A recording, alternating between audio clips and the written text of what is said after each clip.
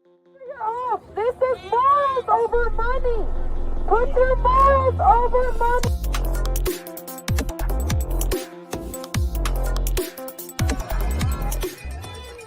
That we will uphold against anyone that stands against us.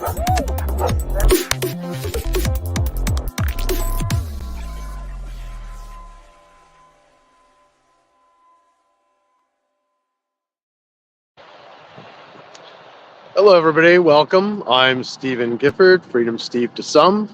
I'm here downtown in Windsor right now at the Great Canadian Flag. Let's take a look here. Down at the river. See the great big Canadian flag behind me. And what we're trying to do today is take a look at the people, Action for Canada, a group of good people that are standing up for parents' rights.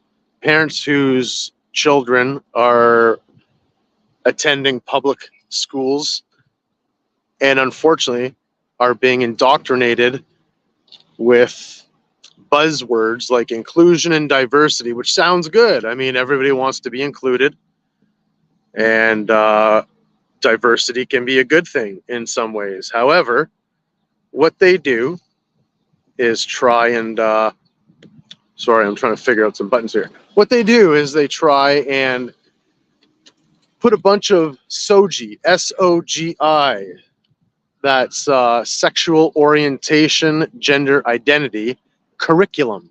It's not really curriculum, but they put it under the title of curriculum, and teach the young children, I mean kindergarten and up,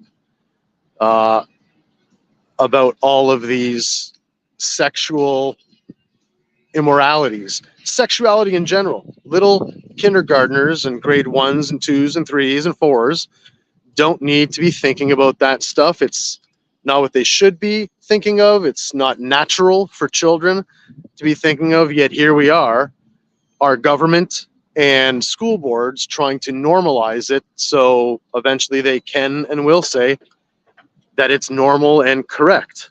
But we all know it's not. So, let's see here. I'm just going to tinker with a couple buttons before we get started and head over and talk to some people. Let me see what I can do here. What I would like to do is, sorry guys, I'm going to talk while I do this. I'm not used to doing it from my phone, but I want to flip this camera around. You'd think it'd be easy and normal, but the button isn't exactly right there. That shuts the camera off, so that's not it.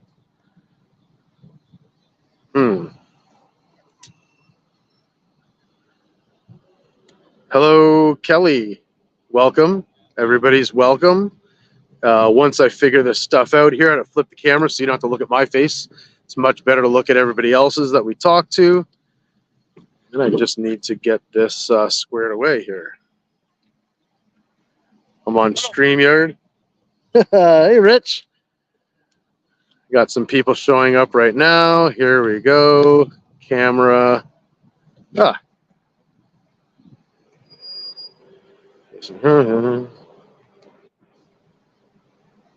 That works. Well, let's see what that one does. Well, it's true.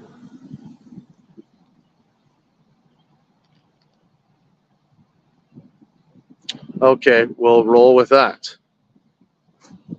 Okay, guys, I'm done tinkering now. So as you can see, this indoctrination is everywhere. I don't know if you can see on top of that building, but of course you have the Canadian flag, which includes everybody here in Canada.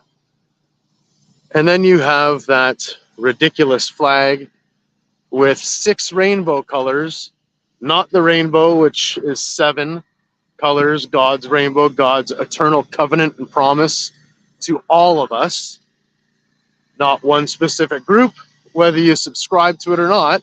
Sorry about the noise. We've got a lawn chopping up machine going by here.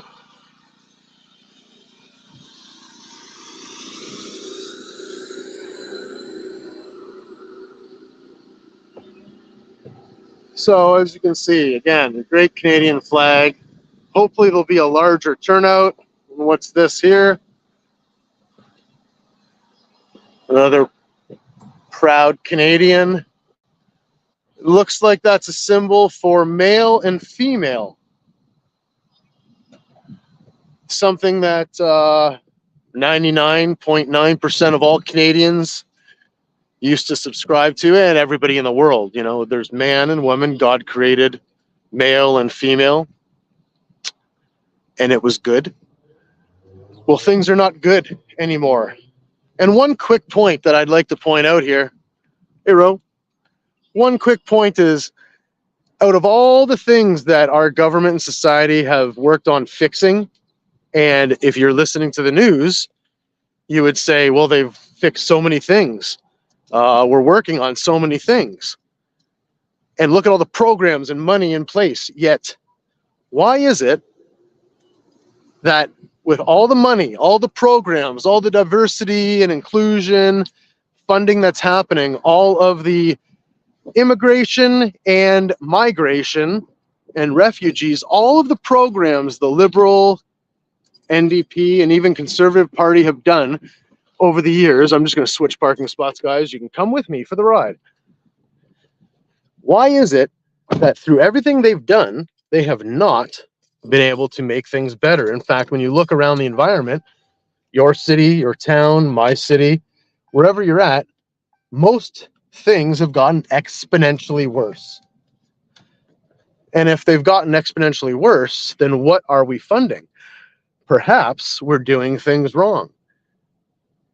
And Justin Trudeau just announced that Canada is going to be a leading manufacturer for vaccines. That's going to turn out great for everybody. We got our old trusted friend right here in case we need him. But for now, we'll just be talking to people, and hopefully a lot of parents show up, because that's one of the troubling things that I'm finding about this movement is you have a lot of people who agree. That's one thing that's for sure. A lot of people agree. But where are you, parents? You should be pulling your children from school, especially today and Friday, as the Greater Essex County District School Board tries to include all students through bullying to go outside and gather as they raise the flag, the pride flag, and give, I'd imagine, a speech on how good they are while teaching the children. I shouldn't use the word teaching. While they groom the children into believing the crap that comes out of their mouth through conformity and consensus of the activists that are now teachers, spewing the same rhetoric coming from the same textbook that they're all given through the board. And teachers who don't agree with this, your compliance is noted. And we see that you're not stepping out and doing the right thing. You're protecting your own career. You're protecting perhaps a family member, and you can still protect a family member while doing the right moral thing. There's a proper way of doing things, and there's the way the school board is doing things. And parents, I've said it before, it doesn't matter who you are, what position you have in life, where you work, what you're doing. If you care about your children, and I obviously believe that everybody cares about their children, but heed my words, if you truly care about your child's future, you will at least focus your attention on what the school board is doing and not just reading the letter they provide you to take home, letting you know they're all about inclusivity and diversity, which sounds good. Ask the details of what that means. Find out what homework assignments your kids are having, especially during this month, that is including all of that rhetoric. And what seeds are being planted in their minds that eventually, if you do not nip this in the bud, will grow and morph into something you can no longer parent around. Because the worldview in the world is a tough place. And right now, this world is guising all evil, corrupt things as good because it gives you instant gratification. If you don't fit in as a child for a myriad of different reasons of why children don't fit in, I didn't fit in at times either. But if you give them an out, as in claim an identity on the rainbow flag, and all of a sudden you're propped up on a virtuous pedestal, that is not real life. That's not how it works in the real world. And those children, at the very least, if the inclusion and diversity doesn't affect them to where they choose to identify as a cat that needs a litter box, they will grow up with a socialist or Marxist type of attitude that they're being trained with on the back end of the curriculum, and you will lose them most likely to the world.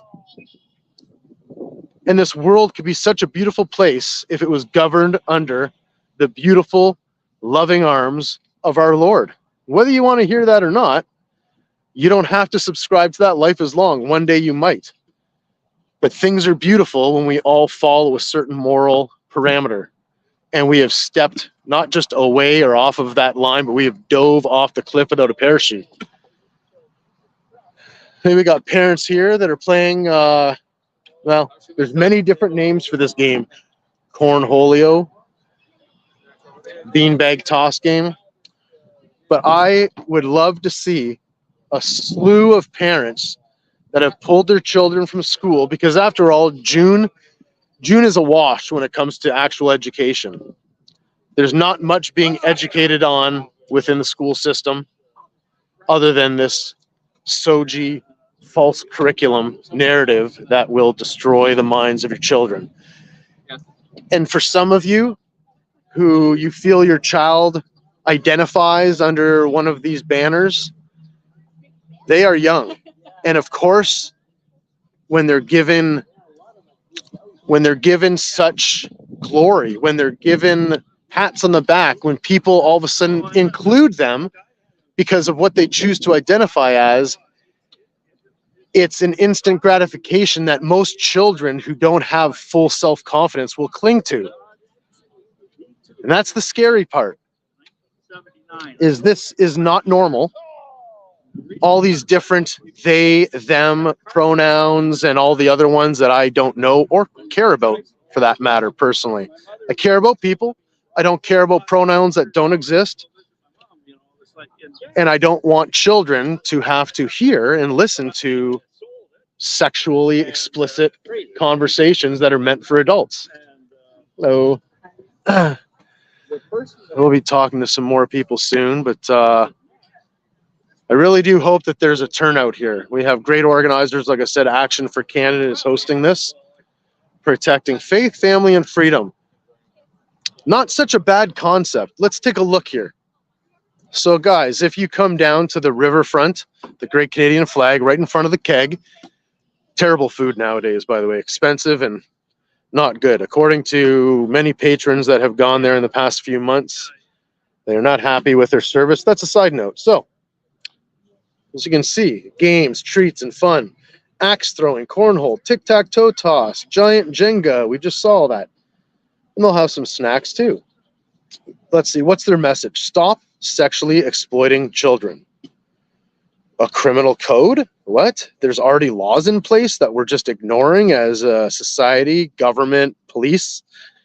Code S-163.1. It is an indictable offense liable to imprisonment to exploit or expose minors to any form of pornography or sexually explicit material or activities. Well, when you start explaining to grade 1s or kindergartens or grade 4s about transgenderism and what that means and all the other isms that are on the billboards inside the kindergarten classrooms about bisexuality and pansexuality and all the other ones, again, I don't know about and I don't care about. This is exactly what this sign says. But when the law steps aside and says, well, we don't want to be bigoted, we were told it's about inclusivity. Again, like the vaccines, this is like Nazism. When people are just going along with the consensus and conforming to it, pretending that consensus means imperial fact or law, and it doesn't. And eventually officers boards, people within the boards, you will be held accountable for this egregious behavior that you've been conducting and bombarding our citizenship with for the last decade almost. You know, it started with, what's that? What was our premier's name? Hello. What was our premier's name? I'm in the middle of a thought and I can't remember right now. The lady. Kathleen Wynne. Thank you. Yeah. Kathleen Wynne, when she was bringing in this sexually explicit material for classrooms, and Doug Ford was one of his campaign promises was to roll that back and eliminate it. He doubled down. Or he did what a lot of people are doing in institutions. They're turning a blind eye and allowing the doubling down of this to happen. Stephen Lecce, the Minister of Education, finally came out a year ago on the news and spoke about how parents have the ultimate authority over their children. And he had to say that because the school board is assuming ultimate authority through their policy that they made after COVID, where once a child crosses their threshold of the school, they have higher power than the parent, which is untrue legally and lawfully, and it's untrue morally, it's untrue in every way. Bringing back to why Stephen Lecce made these comments on TV. But did he do anything? No. We just saw a month and a half ago the announcement in the papers that the school boards are going to be funded millions more dollars to improve and expand on this inclusivity program. So words are cheap, just like in the House of Commons when they battle back and forth. Sometimes some of these guys sound good. It's all entertainment as far as I'm concerned. And this is just rhetoric for our ears to hear and say, oh, I don't have to pay attention. Stephen Lecce, the Minister of Education, said they're going to do something good for the parents. They're not going to put up with it. But those were just words on TV. His actions and his works show that he is complicit, complying, or corrupt and colluding with this corruption. And I personally will never stand for that type of behavior, especially blatant, overt, out in the open, in our faces.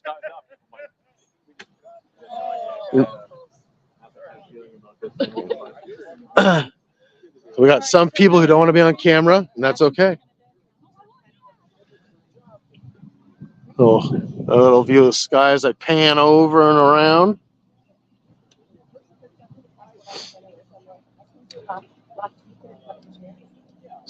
Maybe you'd like to talk for a quick second?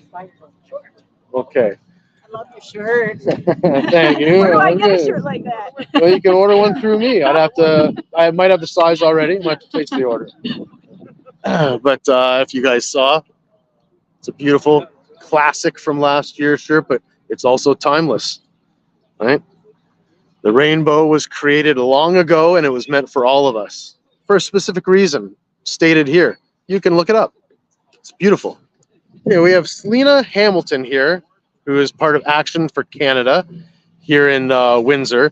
She was one of the speakers, or attempted speakers, at the Greater Essex District School Board meetings. It's true. Why don't you go ahead and explain now? We've posted the video. You guys can check it out on our Rumble channel, but it's been posted. You guys can go back and take a look at what happened before, during, and after that last board meeting. But right from her mouth, let's hear exactly what is this all about, first of all, and what led up to today. Well, this is all about just kids being kids, right? Just a play day, like no indoctrination involved. And that's what we stand for. People that are supporting the LGBTQ agenda, I want to call us haters, but that's not it at all. I mean, we love kids, and we don't want them indoctrinated or confused. We don't want them told they're born in the wrong body. We don't want them confused about what their pronoun is every day. We don't want them confused about what clothes they should be wearing, right? So what we did is we have been harassing the school board for some time, and we served them notices of liability, and they know our names, and they know Jay from a long way back. Every time Jay goes up, they know what to expect, and to be honest, we know what to expect from them too. We knew they were going to turn the mics off. That's their play. That's what they do. They don't want to hear it, right? So it was not a surprise, right? Nobody was surprised on either side, but I had never been allowed to speak before. I was actually declined to speak only a few weeks prior. A handful of reasons, because the reason I gave them that I wanted to speak was related to the process for deselecting books. And so 2 out of their 3 complaints about my request were that I had not proceeded to its final conclusion, this process that they had created. So rather than talk to the trustees, I should be going to basically the Ministry of Education. Which is not a valid argument at all. The trustees are our representatives, and if I have a complaint, I should be able to talk to them.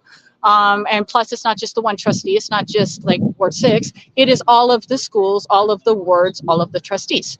So they didn't like that idea. They never want to hear about the books. But the first excuse they gave me, and I can't believe they tried it, was that right out of their guidelines, it says that a parent is only responsible for the education of their own child, right? And because I don't have any children in the school system, she implied that I do not have a right to say anything at all, which I called her out on, right? Like, you don't have to be a parent to know right from wrong, appropriate from inappropriate. And so, you know, she didn't pursue that further, but it was bogus. If I could cut in just with my own opinion right here.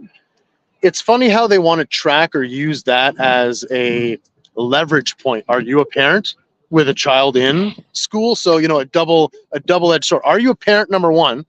And is your child in the public sector? Now, that point aside, being a concerned citizen is something we all have the right to do, especially when we all pay tax into this. Every single one of us, child or no child, we all pay tax into this education pot that's being pissed in, to be honest. But I'm curious as to if anybody tracks or cares to ask the other side, the supporters of... Clearly, they don't have children, right? Right. Now, I mean, I have to say this because there's going to be somebody that chimes in and says, I'm actually blah, blah, blah, whatever alphabet piece you want to choose, and I have children. Noted, you're living in sin as an adult, and we all have the choice to do that if we want to, as adults, around other adults or in the privacy of our own home. But you made a child with someone who back then identified as male, and now you have a child and you're doing whatever in the world. But you made a child under the normal parameters. With that being said, nobody's going around, whether they should or not, it's a different story, and trying to gauge if any of the activists or green-haired people that have the rainbow clothes on are screaming at the top of their lungs that if you don't agree, you're a bigot or pick your insult. Most likely, as you stated, the majority of them, if not all, do not have children. And according to the parameters they're identifying as right now, they will never have children. Yeah, there's no lifestyle where they're basically fertile. Yeah, now I have to amend that comment. Because the world is so skewed, they might have children through adoption and be greenlit faster than, well, a normal heterosexual couple, because like affirmative action, we don't reward for merit and proper things. We reward based off of identity politics. So naturally is what I mean. If you are under this umbrella they call of the alphabet folks, you're not going to have children. You're not going to have children of your own. Unless, of course, you, well, turn around and I would say repent and change your ways and turn away from sin, and you can eventually build a life that you will love and be able to live and prosper in and be fruitful. Sorry for interrupting.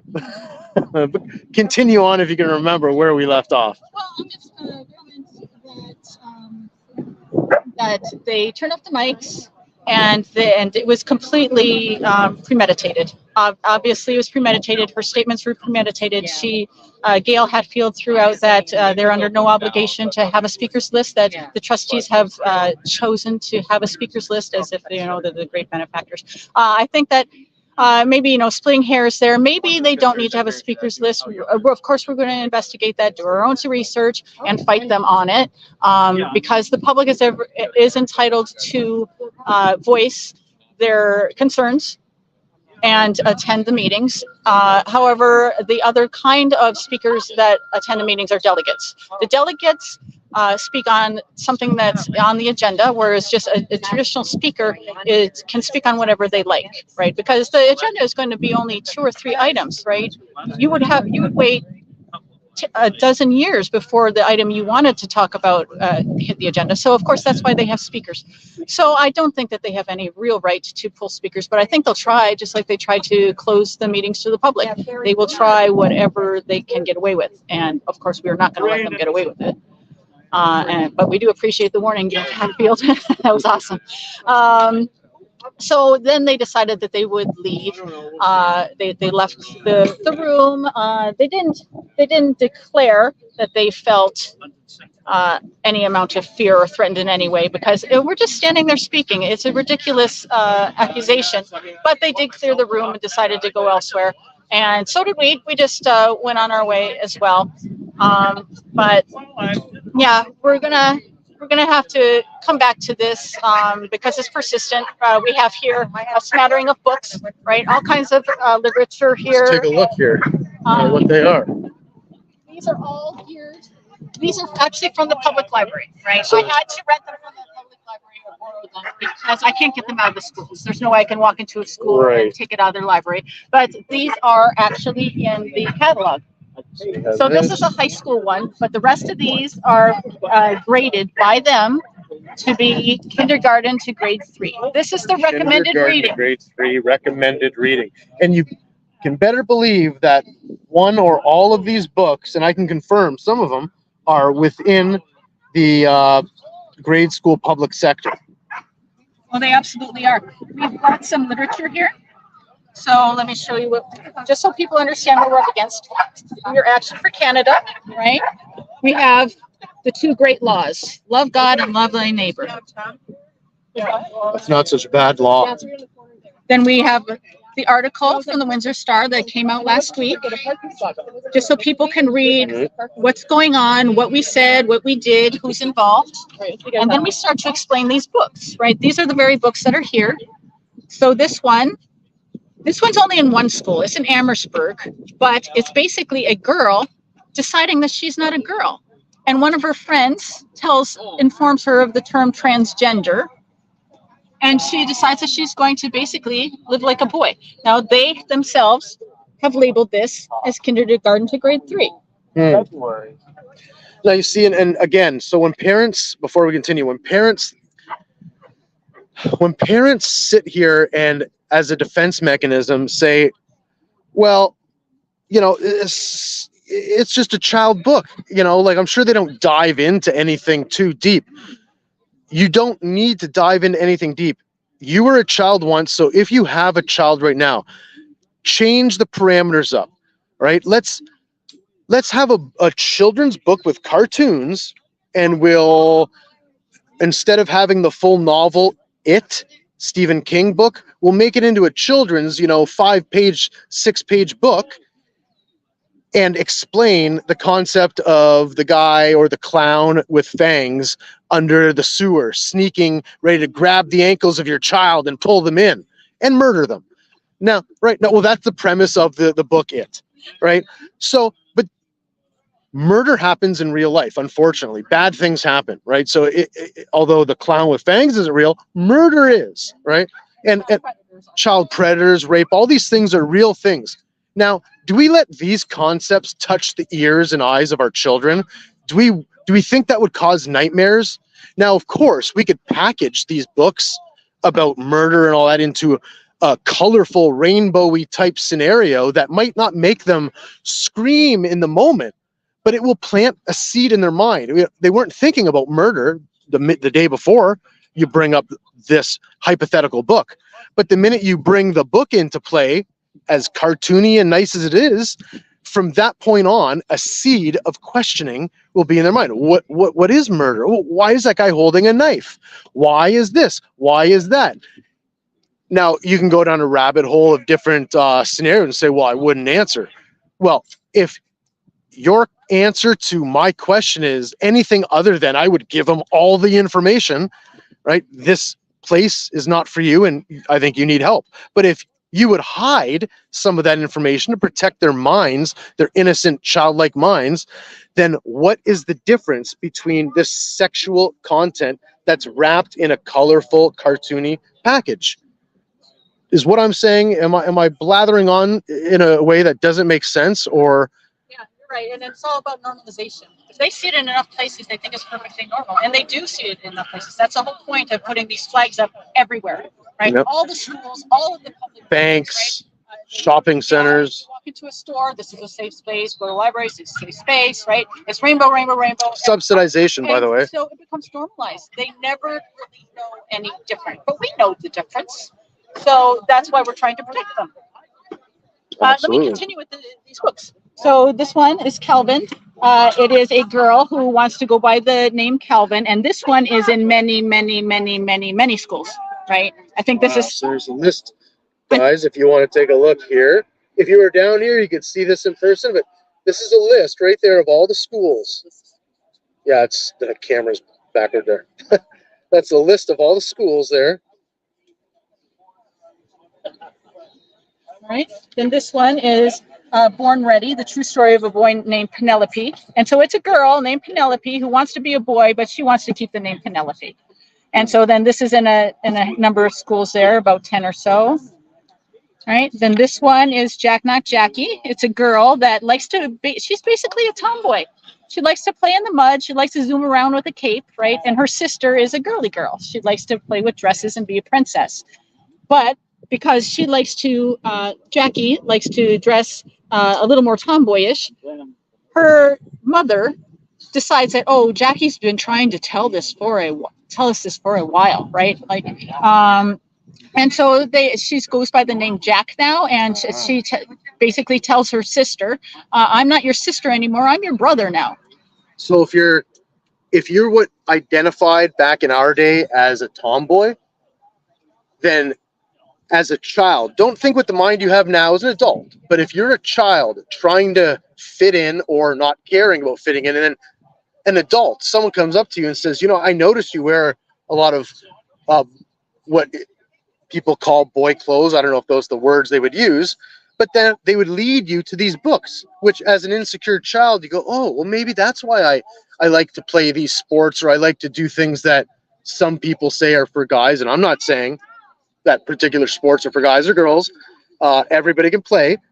All I'm saying is something as simple as a person, and I knew many girls that would consider themselves tomboys and were okay with it, but now they funnel you into an avenue. No, you're not. You know, tomboy is a probably derogatory term. You're probably trans, and you don't realize it yet.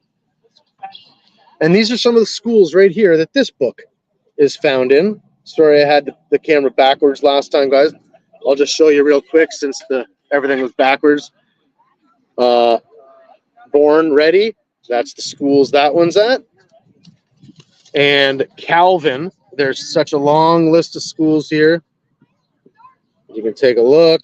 If your child is in one of these schools, you better believe indoctrination is happening. So, the next book, Jacob's New Dress. Now, normally we would think Jacob is a boy, but why would Jacob be wanting to wear a dress? That is at these schools here, and I know Bellwood, I've gotten some information from Bellwood. They have events and different, what they call curriculum, but we call indoctrination, happening all month long. You can forget about the things we used to call education. Now they're teaching about this all month long. Go ahead, Selena, you can continue on. Okay, so this one is Jacob's New Dress, and this one, his mother encourages him to wear a dress at home. She even makes him a dress that he can wear to school, and his father is completely compliant as well. He's like, well, it's not what I would wear, but you know, like, you do you. So the little boy enjoys basically dressing in drag. And then we have what are your words, which is pronoun. Now this one is in so many schools. It's like 54 schools. It's all about teaching this uncle, this friendly uncle, teaches a child. They never tell you if it's a boy or a girl. It has sort of an androgynous name. That there's all kinds of pronouns that they can use on a day-to-day basis. They could change it according to their feeling. And this half of the book is the child very, I'm just going to say, stressed out, trying to figure out what their pronouns are for the day, because every pronoun gives them a different feeling, right? It's all about the feeling that comes with that name. And of course, they stress it. You don't have to commit. Whatever you have today, you can use something different tomorrow. So we also wanted to include some information. People don't know where to find this information, and it's online. The school board has their catalog for all the schools online. It's easily accessible. It is no more complicated than the public library system.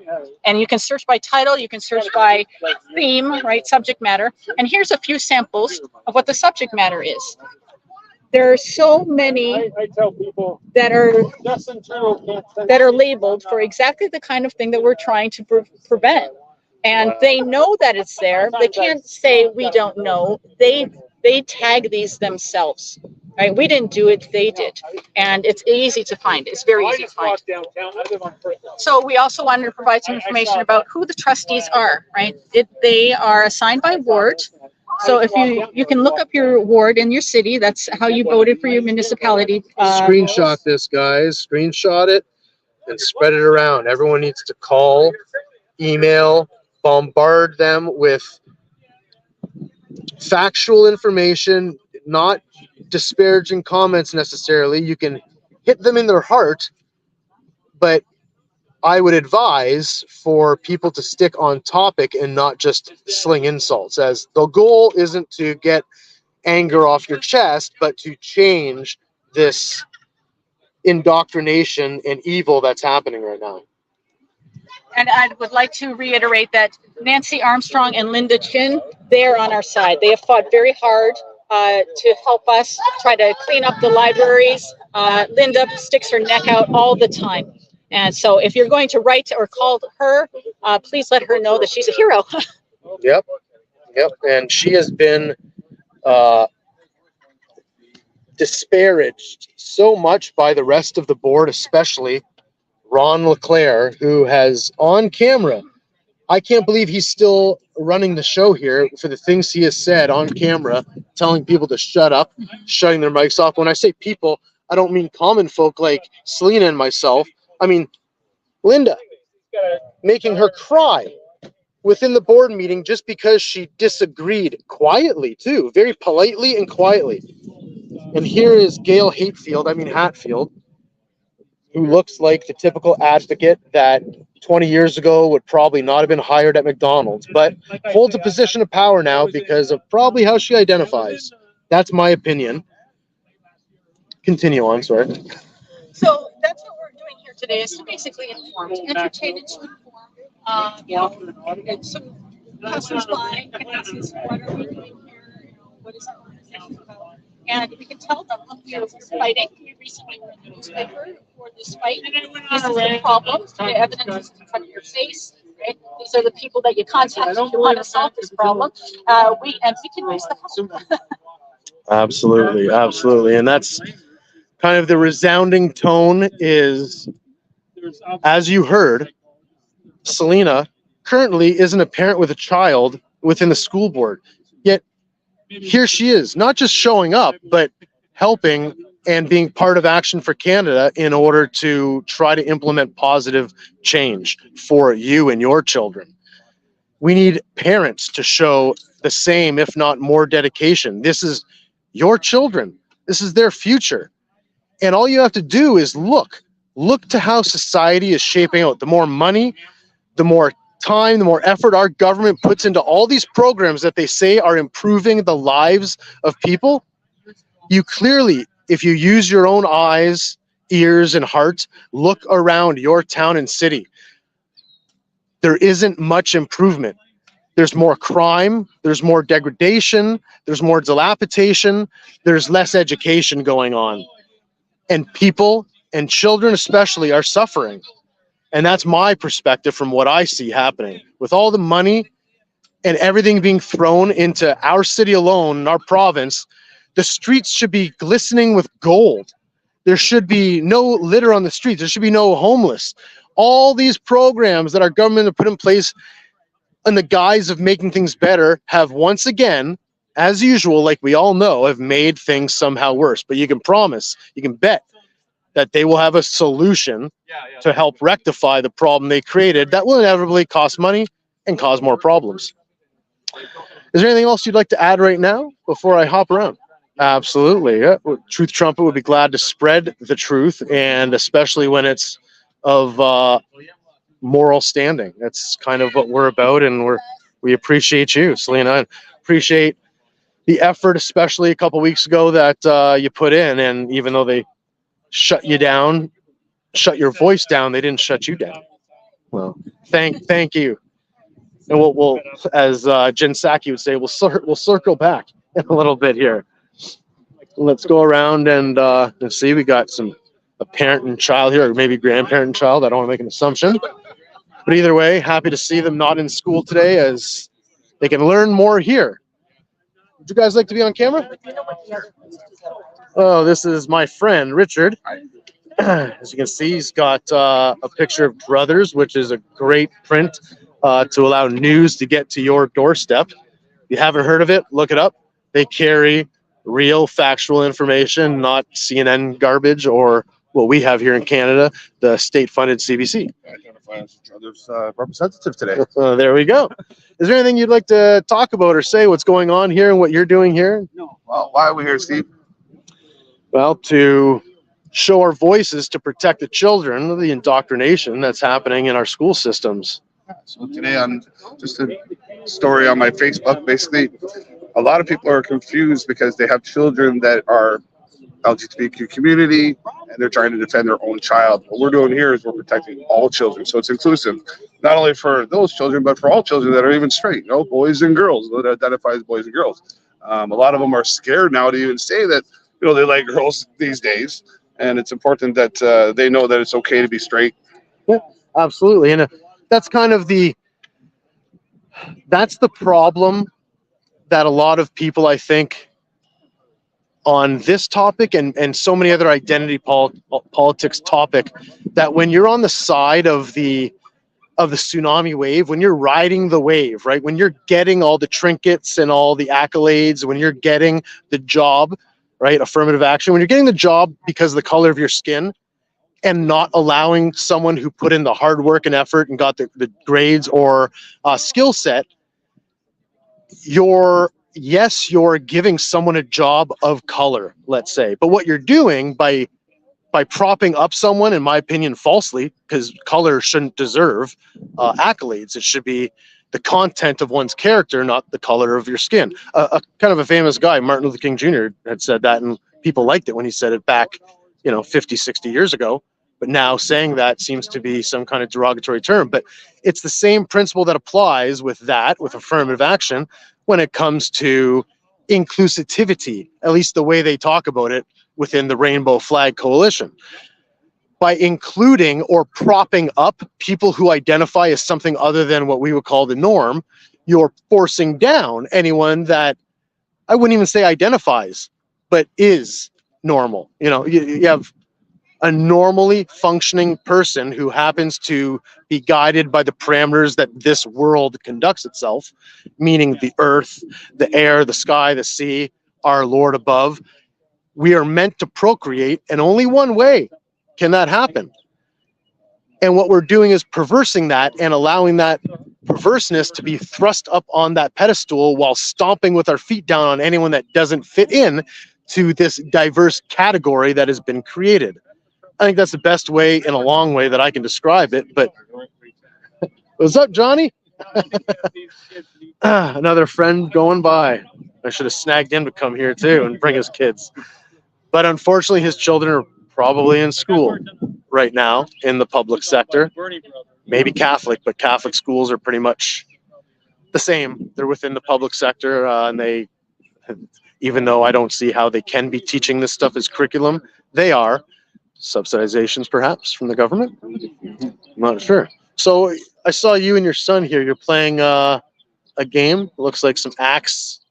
So, yeah. Now, before anyone makes any disparaging comments, these are plastic nubbies, and these axes are not sharp blades, but it's the kid-friendly version. Just in case people are ready, in case there's any lefties that come on here and want to make comments that how dangerous this is for children. It's the opposite. The danger zone right now is within the public school sector.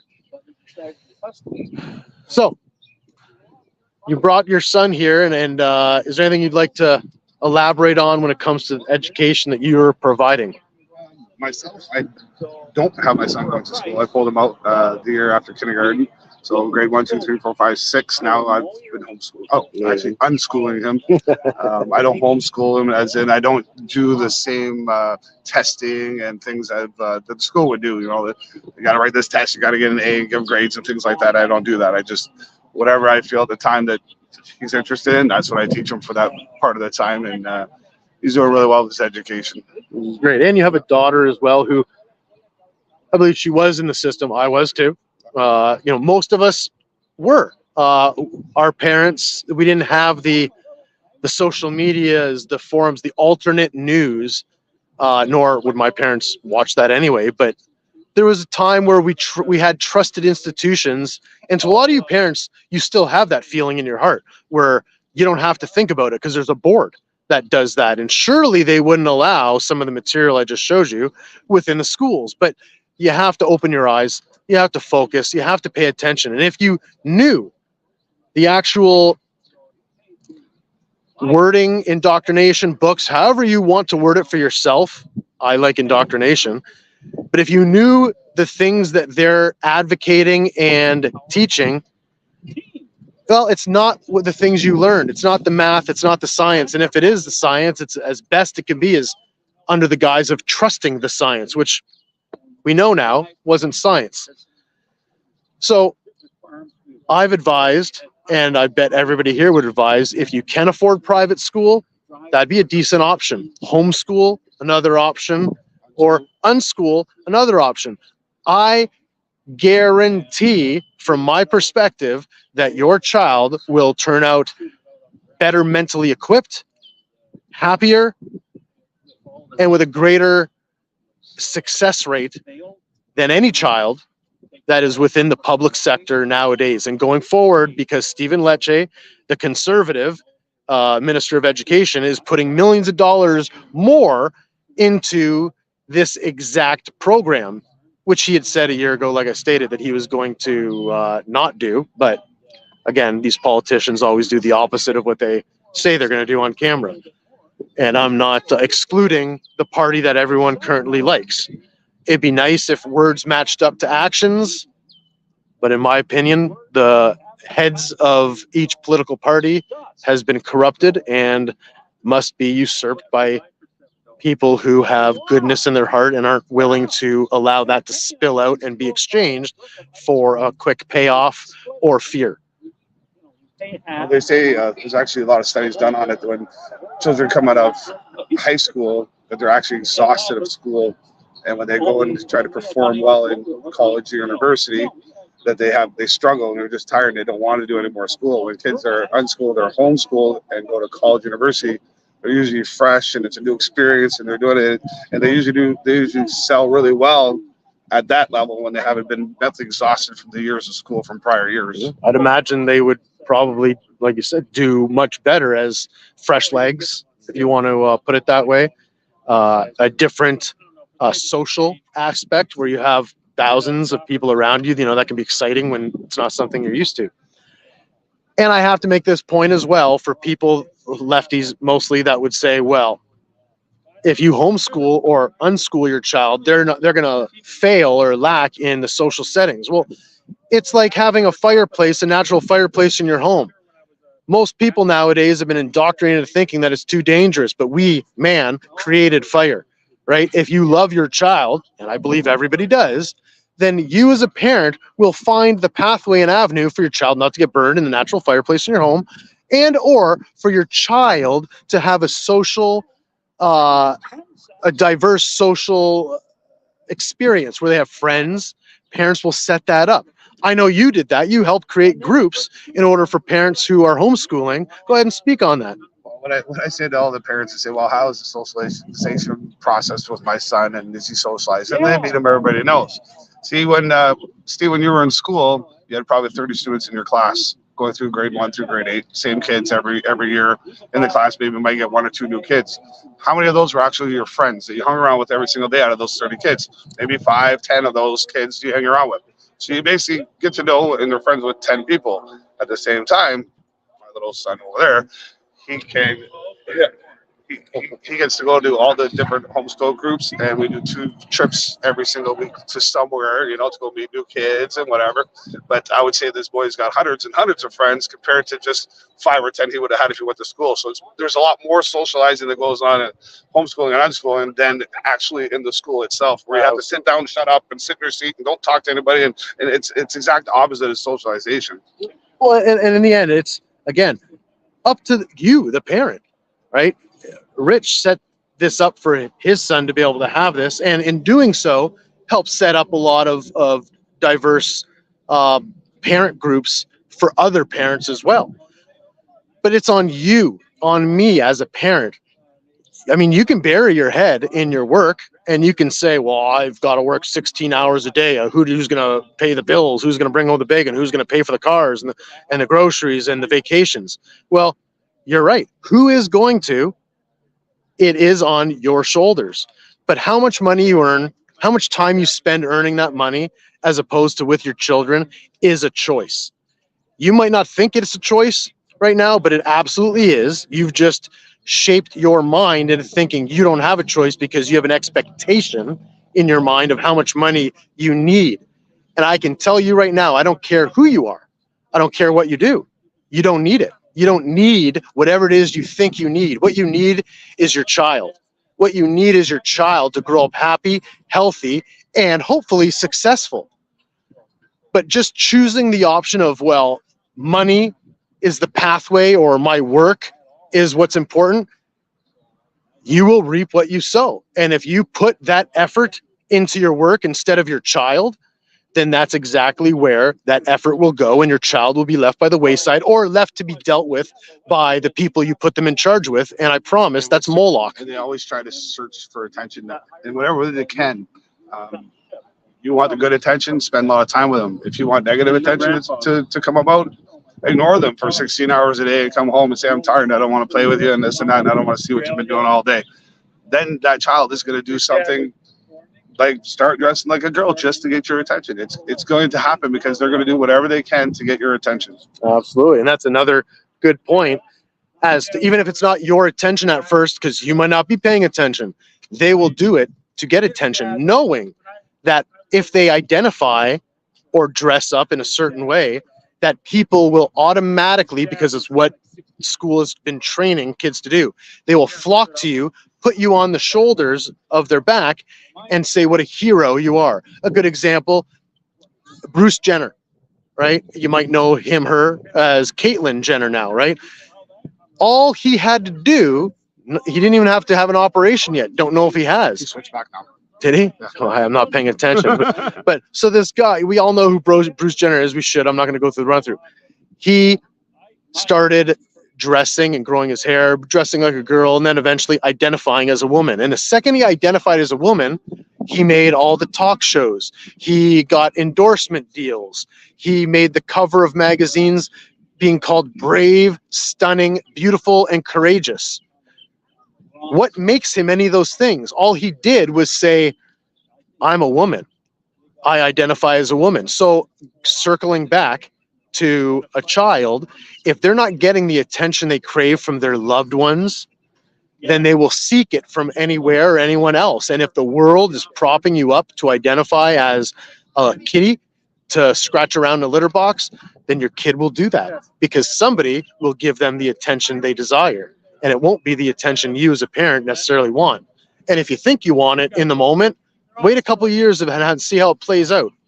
And we'll see how happy you and your family are, because the majority of the time, even though this is fairly new in our society, it's being thrust and pushed hard. we are going to see as many, if not more, adverse reactions from this indoctrination than we will with the COVID shots or the COVID gene therapy illegal injection, as I like to put it. People gotta be careful what they fight for. Like there's a lot of women, like including my daughter, that say she went through her stage and she hated men because one broke her heart. And she became a lesbian for a little bit, and she came back, got married, and had children and stuff like that. There's a lot of confusing times for a lot of kids as they go through breakups that are not easy and things like that. And back in the day, you just kind of cut them out of your pictures and you got over it, right? But now it's more, it's a gesture of all men. You know, like one man did this to me, so all men are terrible and I'm done, or what, vice versa, and the sexes. It's not being handled properly. It's basically mental illness that needs to be. They need to talk to someone. They need to, they usually call their girlfriends or their guy friends, say, hey, this what happened, and your buddies or whatever would help you go through whatever you're going through. But it's more torture now than anything else. Right. And if we don't identify it for what it is, if we don't search for the root problem, right, or the cause of the problem, how can we ever fix it? And again, with normalization, if that's what we're doing in society, we do it with pharmaceutical, with our hospital system. Everything is built off of masking a symptom and not going to the root of the problem. So if we don't look at the vaccine, right? It's definitely not the vaccine, so we can't look anywhere else. We don't know what the problem is, so yeah, sudden deaths. That's what we'll categorize things as, right? But it's definitely not that shot. We're not looking there. It's definitely not Pfizer. It's definitely not the medicine. Why? There's so many examples that I can come up with on the spot. I'm not going to drone on there. But if we don't search and figure out the root cause of each individual's problem of why they're struggling mentally, right? Body dysmorphia. This used to be a term. We used to be able to look it up in the dictionary. And you still can if you have a physical copy older than 5 years ago.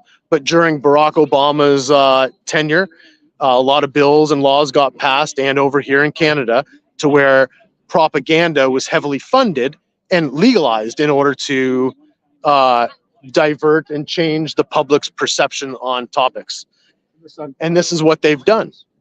So if we don't search for that root cause, we're never going to be able to solve the problem. And if we don't lovingly let the people know, or the family members, that it is a mental issue, it is a problem that needs to be helped, right? Not made fun of, but helped. So these people, these young people, can be brought back onto the path and out of the mud, so the rest of their life can be successful, so they can have some happiness in their mind and heart and not be constantly struggling to identify and fit in somewhere. You should be able to fit in within the body that you were made. We were all created equal. I actually stood right here in this field right back here, and there must have been 30, 40 people that were from the LGBTQ community. And I walked amongst them and I talked to them. And you know what I did? I listened to their stories. And the general consensus on most of their stories were that something had happened in childhood. It was like, their fathers raped them, or their uncles, or all these like devastating things as children, and no one ever helped them, get past this for their whole life. Now they've grown into these adults that are so bitter and hateful towards the whole system because there was no help for them back then. Yeah. Right. And so they're still crying out. They're saying, please give me help now. Like there's something wrong here. And at the same time, instead of giving them help, they're encouraging them to be like that. No, you're okay just the way you are. Stay like this. You don't need help. And we're going to switch everybody else to be like you. Then make it normal. Like the whole process and what the government's doing and at all levels, it's just it's a half-ass backwards. And it provides that's part of what the problem is. I think it's a switch and bait. It provides each of those individuals with a release valve slightly, right? It gives them instant gratification in the moment, like many sins, right? Like gambling, whatever. It gives us a dopamine hit, right? It makes us happy. But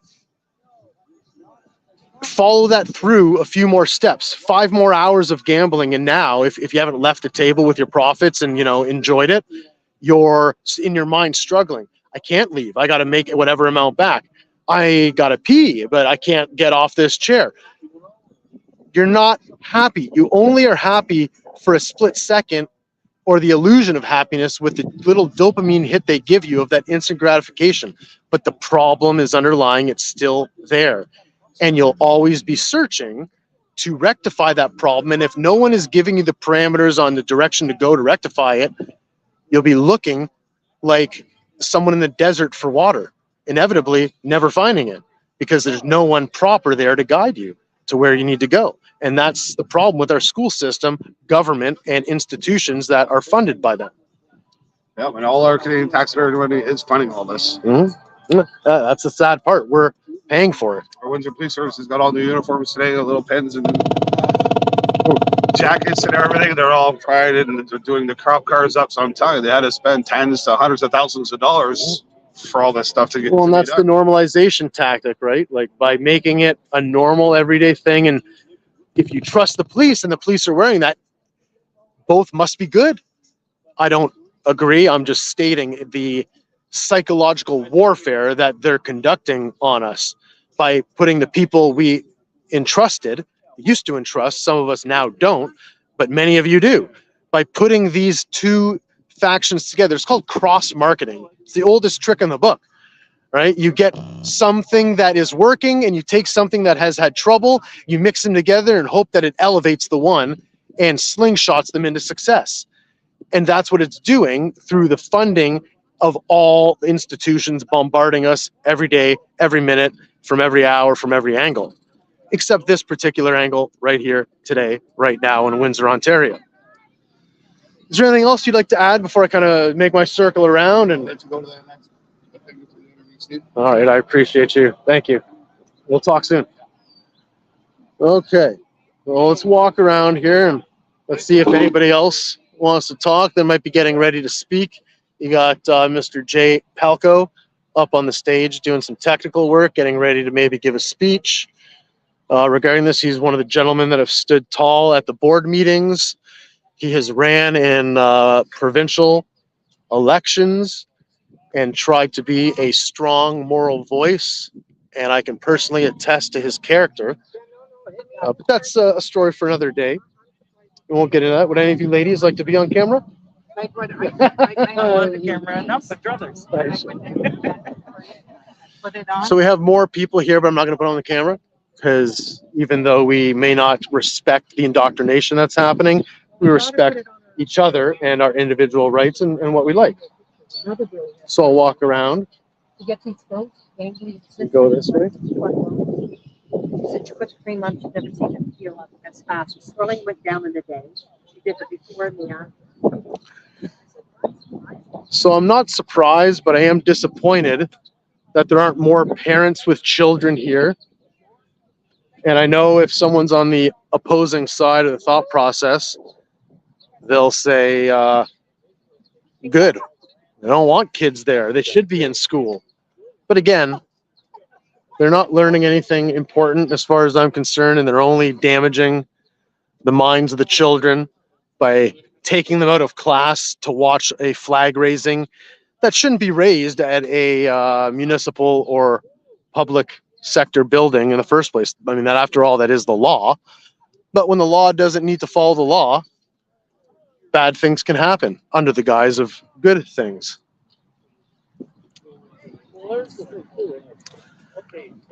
Well, if anybody would like to make any comments, I'll pay attention now. Yeah, Kelly, I'm sorry I didn't read this until now, if you're still there. But yeah, some of the books we just showed were ones that are in the public libraries. And I can almost guarantee there's even more curriculum or books, as they call it, identity politic books that are in the school setting that we don't have access to because we would get arrested, even as parents, if we even asked to see it. They wouldn't show it. They would say it doesn't exist, but it does. It's there. And a little tidbit I found out last night, if you folks remember, the Truth Trumpet was going to break the story, but we waited and sat on it a little too long. And Action for Canada, Druthers, and Rebel covered the story about the teacher who was disparaging the young Muslim student at a school, Northwood School here in Windsor, Ontario, dressing that student down for their parents, or them, but it was their parents since they were young, opting them out of some of the pride events that took place last year, and the teacher was just berating this student, which is what I was talking about earlier, the bullying from the other side. If you don't wear a pride flag, if you don't go outside with everyone to the flag raising, then you are called names. You are called automatically a bigot or a lot of disparaging names because your parents or you don't want to take part in this. That is bullying tactics to get people to be coerced into complying with these ridiculous topics.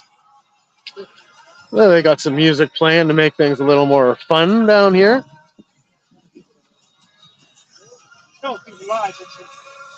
Thought I saw a friend drive by or ride by on his bike, and he's got a few kids, but they are not here. They're probably at school, which provides him the avenue to be able to ride his bike without the interruption of his children, which I'm not saying is a good thing, but boy, would it have been nice if he had his children pulled from school and brought down here on this beautiful day that's turning out to be pretty sunny when it was foggy and cloudy this morning.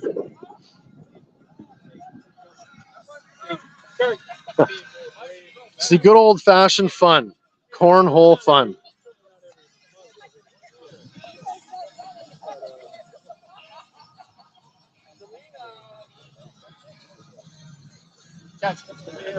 And Beth is asking for some of the handouts after, so I'll ask Jay and Selena to grab some of those, some of the ones we showed of the curriculum.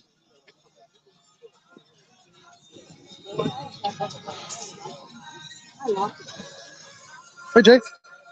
How are you doing? Good, how you doing? Good to see you. Thanks for putting this event on. Yes, sir. So why don't you give a little explanation of what you do, what you've done here, and what has brought this about? Right, so I think you showed the sign already, Action for Canada. I did, yeah. So we're an advocacy group. We're national, but we're also local. We started the Windsor Chapter, about a year ago. So we're growing, and we're trying to obviously raise the awareness. And so I think really today is about families, about kids, and about parents. And we really want the kids to just be kids and to not be axe throwing. Watch your back. I don't want to get a child axe in my head. Okay, it's just soft axe throw. It's just a kid game. But we just want kids to be kids and not to be pride pawns. And so I think people even in that community understand where we're coming from, that we're not hating on anyone. We're actually loving on the kids. We want them to grow up throughout their K to 12 without adults trying to sexualize them, indoctrinate them. And that has been the message that we've been fairly consistent in. And it's a message that the Greater Essex County District School Board doesn't want to hear. Chairperson Hatfield, maybe saw the article and how they're cutting our mic. They were censoring and canceling. They've been doing that for a year now. They really don't want to hear from us. They kicked us out. They closed the meeting, realized they couldn't do that because it's got to be a public meeting. You can deal with one or two or however many individuals who may be causing a disorder in the room, and that's fine. But you can't kick the public out. So the public had to come back. And so we did. And then we came back and we spoke last year. We spoke this year. But when I spoke last time, it was on Linda Chin's motion. It was L5 was the agenda item. And Chairperson Hatfield this last time around said, we gave you a lot of leeway. It's like, no, you didn't. I spoke to that motion the entire time. I just said I liked it. They don't like her motion. Her motion was to revisit the process, actually analyze it, as to what failed in the naming of the Kingsville school. People in Kingsville and the schools that are affected would know exactly what I'm talking about. EMA, Urban Dictionary, it's vulgar. EMDS, which they stuck with now, it's also vulgar, but they said it's a done deal. This is what we're doing, despite there being a petition of nearly 3,000 signatures saying we don't want this. So federally, you only need 500 for them to read in the House of Commons. You have almost 3,000, almost 6 times that here in a small locality that is saying a community crying out, we don't want this. The kids are embarrassed. What does that tell you if, like the facts that you just stated, you only need 500 in order for a computer screen to be opened, for an action to be taken on behalf of them. Yet you got 3,000. What has happened with the 3,000 signatures? And so it's over 2,800. Hopefully it's near 3,000 today. They're trying to get 5,000. If you go online, I think it's change.org. You can find it. Just look up Kingsville school naming. You'll find it. But they're trying to send the message to the school board. This is the public voice to you as an elected official, who, by the way, is a public official, a public servant to their constituents. They would claim they don't have constituents. Actually, in their head, they have actually said this. And for a public official to say they don't have constituents who they are actually accountable to is asinine.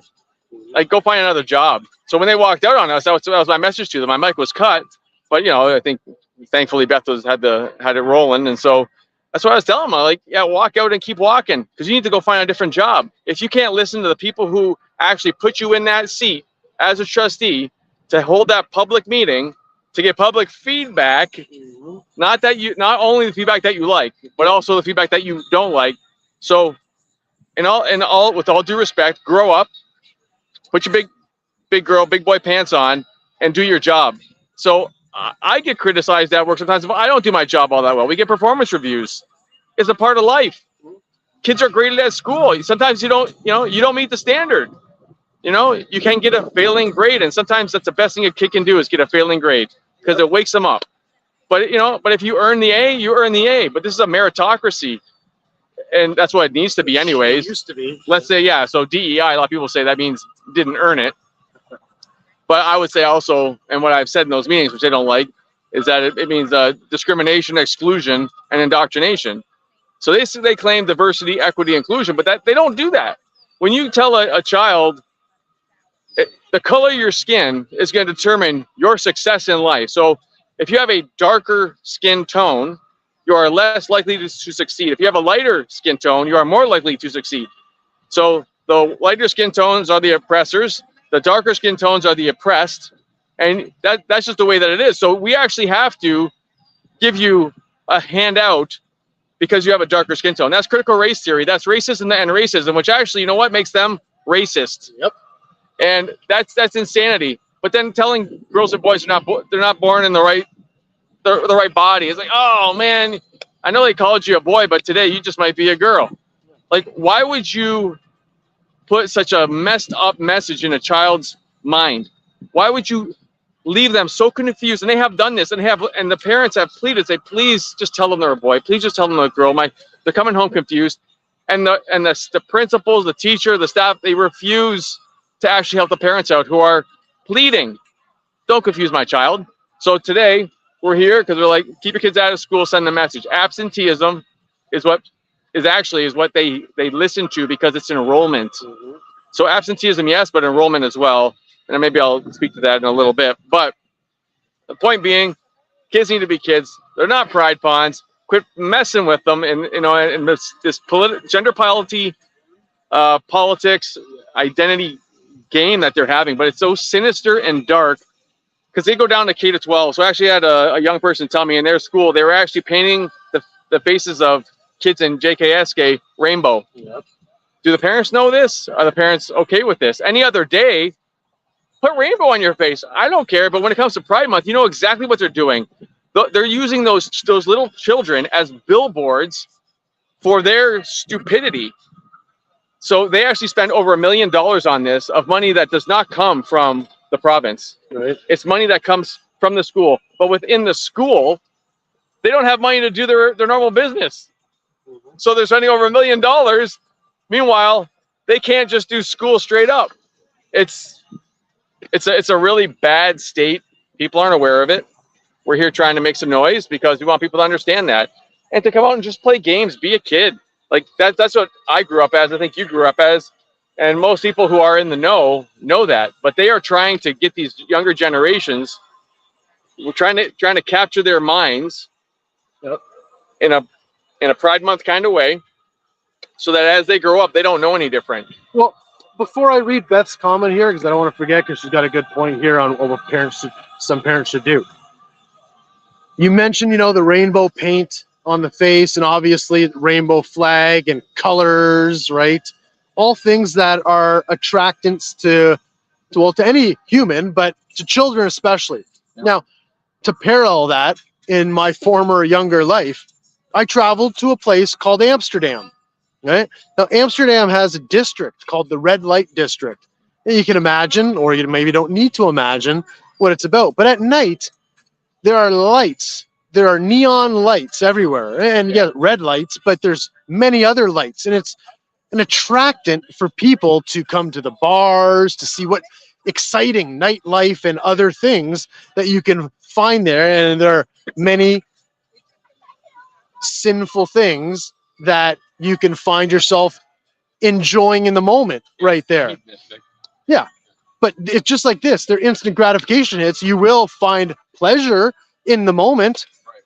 But that's exactly packaged in child form what we're talking about here. Painting a rainbow, when you just think about it as a parent who might be on the opposing side of us, you go, oh, come on, it's just a rainbow. Kids like rainbows. I mean, there's a Care Bear that has a rainbow on them, right? I had that Care Bear when I was a kid. I did. Yeah. That one back then. Yeah. No, it's on live. I had many Care Bears. I don't care. I do care. I don't care that I care because I care about bears. Yeah. But the point is, there is nothing wrong with it unless it's been weaponized and activated. And this has been, like you said, during a particular month meant to be amalgamated with the pride scenario. And when you make something and say, this is a good thing, this is fun, and a kid goes, yeah, I know it's fun, it's a rainbow. But then you imply a different definition to it. Yeah, I think you were looking at the books over there, and one of them's called This Book Is Gay, and it's a rainbow cover. And they're obviously attracting kids. Some have actually made statements with, we're coming for your kids. And parents, this lights parents up, and it should.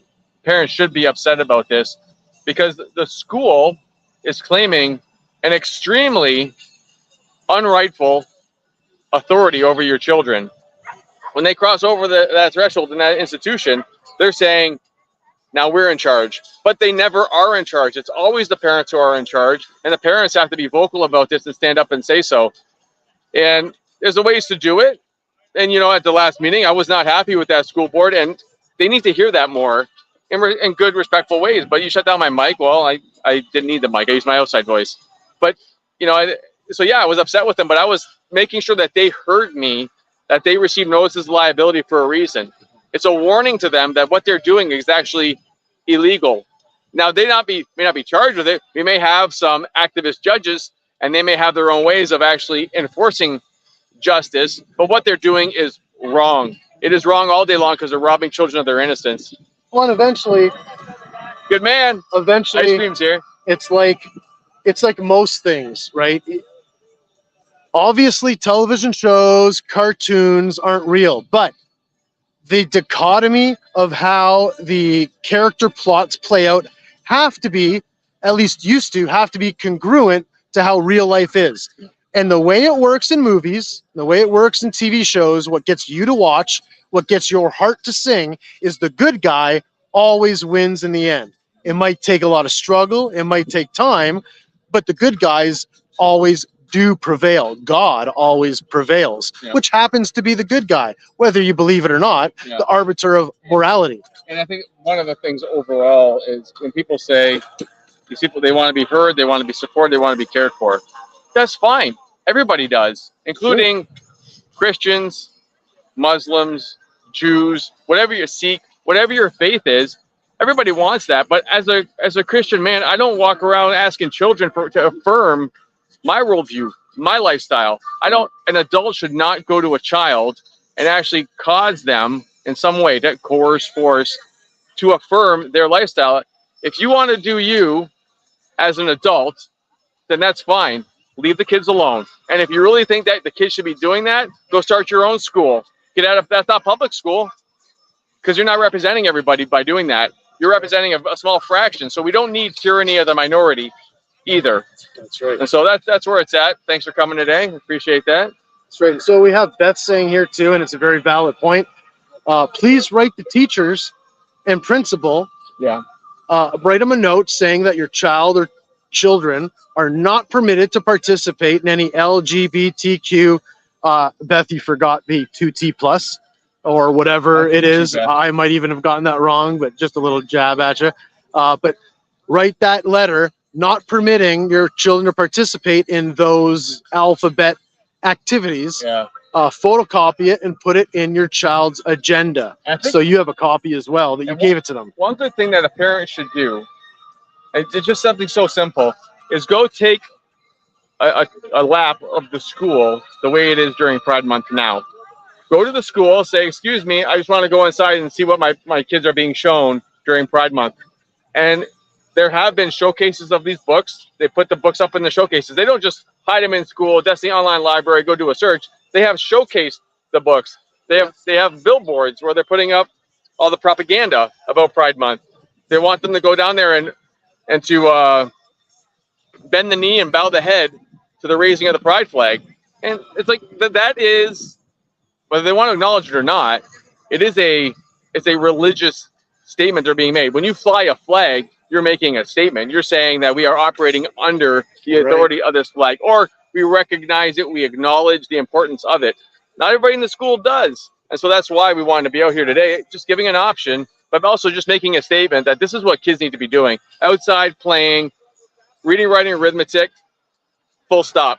That's what school is, especially if you're in a public school. Now, if you are independent, if you have a charter school or private school, that's different. Now you can actually, you're making statements about specific things. So there may be certain classical academies, that sort of thing, where they're actually teaching specific things. So if there's a Christian school, they're teaching about Christian moral values from a biblical worldview. Muslim, they're teaching about Islam. If you're going to a Jewish school, they're doing the same. And so we're not here to make the call on how that's done, but we're saying in a public school, keep it public. That flag is all you need. That's all the inclusivity you need right there, the Canadian flag. That's right. And when it comes to the Catholic school, they need to wake up. That Catholic school operates under biblical instruction. So follow the instruction. That instruction says that you do not hinder children on their way to Jesus Christ. But that's what they're doing. They are hindering them in what they're doing because they're breaking down what God actually designed to be a relationship between a man and a woman. He created us male and female. There is no tweeners on that. But that's a biblical worldview. We're not demanding the worldview, but we are saying you have these kids also in public school and you're going directly against our worldview. That is a problem. So keep it neutral and just do school. Absolutely. And I'm glad you made that point, because there are some folks within the freedom movement that, and not many, but there are a few, and I'm addressing a couple of the former, we'll call leaders, that have stopped doing anything around here, that have a worldview when it comes to most things. They definitely don't have a biblical view. If anything, they are angry at a biblical view. And, that's everyone's prerogative, right? Again, like Jay said, no one is saying that if you go to a public school, you have to talk about God or from a Christian perspective. Because, again, there's private schools of all different kinds. Ones that teach Islam, ones that teach Christianity, ones that teach Judaism, Buddhism, and so on.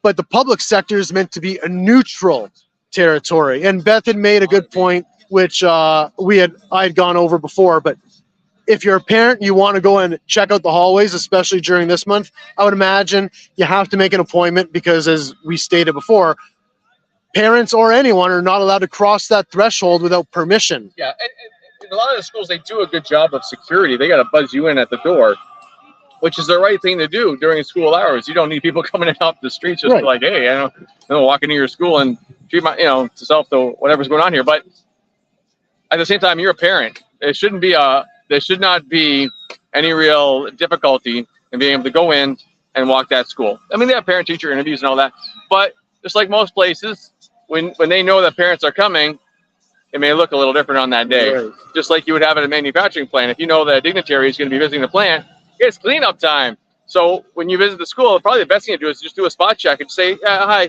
I'm just here to pick up my child today, as opposed to the bus maybe instead. And I just wanted to have a look and maybe just walk the halls, if you don't mind, with my child to see what's up. Go to their classroom and just see at least where your child walks in the school at a minimum, but see what's actually going on and see what they are expecting of your child. And that should be kind of a decent bellwether as well, because if you're expecting that, well, I'm a good person, right? I'll present myself as a normal citizen with a child that goes there, surely they'll have no problem either letting me in or escorting me around and giving me a tour. And I hope they do, so you can see what's going on. But if they don't, that should give you pause to think of why. What are they protecting besides the excuse or rationale that we're protecting all children from a potential threat? Yeah. If you're a parent and you're not a threat and you're trying to just walk the hall escorted with a teacher or principal, there should be, like there never was back in our day, a problem with that. Yeah. And if there is a problem, it should be a problem to you as a parent. Yeah. Yeah, no, for sure. It's amazing what they think is okay. But also worse is to say, this is what we're doing.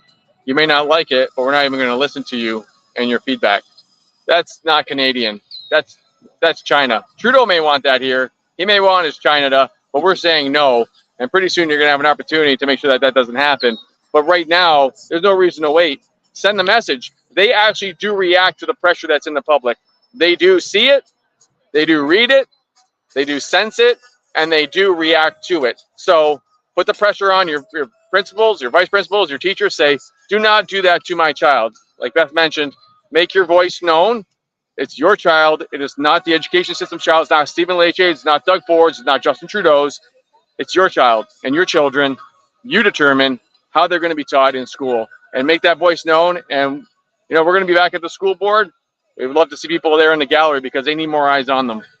You know when the next meeting will be? It's every 2 weeks, so I have to check the calendar and make sure it's, you know, I get that date right. But it's coming up pretty soon then. Yeah, if you want a greater GECDSB and just look up board meetings, there's a calendar and it'll tell you the next public meeting is. But I don't think it's this Tuesday. It might be next Tuesday. But yeah. We'll fill you in here at the Truth Trumpet and tell you when that board meeting is. But, you know, if you want my honest opinion, and I'm going to tell you folks, whether you want it or not, this is something you should be looking up yourself, right? You should be finding out as a parent when the board meeting is, not waiting for Jay or myself at the Truth Trumpet to tell you. We will. We'll be happy to guide you and help you. Yeah, and on that note, what we'll do, though, is when we go to speak, that's when it's most important to have the support there. Because when we were there, when we all stood up silently in protest, and when they walked out on us, that's one of the reasons they walked out, because we stood up, and we were also vocal with them. But at the same time, we stood up saying, you're cutting Selena. She had one of the most gentle, composed, professional deliveries, and they shut her down because they didn't like what she was saying. But as soon as she said the words age inappropriate or Christian or bullying, they knew where she was going with it, and they're like, we don't even want to hear it. We're perfect. Don't burst our bubble. It's like, well, you're not perfect, and actually you have failed hardcore, and they need to be held to account. So that's the other thing too, is when elections do come up, just put it in your head that you're going to know who these trustees are, who the ones are who want to sexualize and indoctrinate your children, and that you will not vote for them, because we're going to do our best to make sure that we have good candidates for trustees when the next election comes around, so that you have good options to keep this garbage out of our schools. Oh, and that's a good point you bring up here. You know, people are asking online about or making statements that these people need to be voted out, or by default, new people being voted in. Yeah.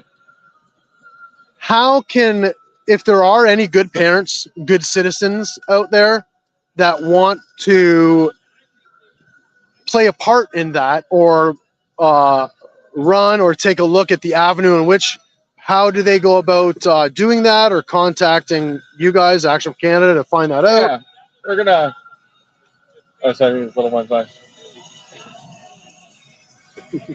I think she wants to come play. But yeah, I mean, when that time comes around, there's gonna have to be us who are sending those messages out, because a lot of times all people see is a name on a ballot, and they're like, well, I've seen that name before. I'm gonna check that name again. Thank you, Beth. She just said 2026. Yeah. Yeah. So there's still another 2 years. Municipal. Yeah, for these particular, I don't know, my vocabulary is not that great today, but all I can think is these tyrants. Yeah. You know, -2. They're autocrats. They're overlords. It's the way they treat it. It's awful. And they've been in these positions for decades. And especially, again, I'm going to call out Ron LeClaire. I really dislike his character. I didn't like him in the provincial elections with his sneaky, underhanded rhetoric. And The way he conducted himself in previous board meetings is deplorable by any measure. If Ron LeClaire was measuring himself from an opposing standpoint, he would be disgusted by his own behavior and not allowed. He would have kicked himself out of the meeting. That's right. He treats Linda Chin and Nancy Armstrong awful. And Nancy wants to speak up more, but she's afraid of being, in all honesty, of being treated the same as Linda is. But Linda, I mean, that woman has got quite a spine on her, and she stands up and she speaks up. And there's more that can be done. They need to make sure that they get together and they do what they can, the two of them on the board. But there's others on the board who I'm quite sure at this point that their consciences are pricked. They know, but they're also afraid of being bullied by this board. Hatfield, Burgess, Sipcar, and LeClaire, and the rest of them, they're not interested in actually upholding the public confidence. They're interested in pushing a political agenda, which is awful. Ron LeClaire ran NDP, so that says enough for me. Yeah. But I'm going to get back and help out. That was good. Well, thank you for speaking. Thank you for talking to the folks here and giving them a little insight on what's happening here. We might speak for a bit, get ourselves some treats, and then, we'll figure it out. Sounds good. Thank you. Take care. So as you can see, there are more kids here. There's some treats, delicious, but maybe not nutritious treats. Everyone likes Rice Krispie Squares, and some people like chips. I might refresh myself with a bottle of water here. One of these is good? No, in that blue, that one right there. Here? Oh, it's Steve proof. Can I grab one here for you? Is there anything you'd like to say on camera? No. Fair enough. I know he said it all. He does, and he'll say more. If the mic isn't working, I have a bullhorn for you. I'm playing my phone to the mic right now. Going by. And so under God's green earth, you have wholesome activity happening here, and boy, would it be much better with more children and more parents, to be honest. We got a parent here whose child desperately wants to play, but I think mom is guiding her away. But that's the thing about children, you see. Look, she found a tree, and that will make that child content for a little bit. Eh? Happy to play with imagination and just love in a child's heart. Why, oh why, does our school board want to extinguish the flame of innocence in these children? I have my reasons or my rationales of why I think they do, and I'm sure many of you do too.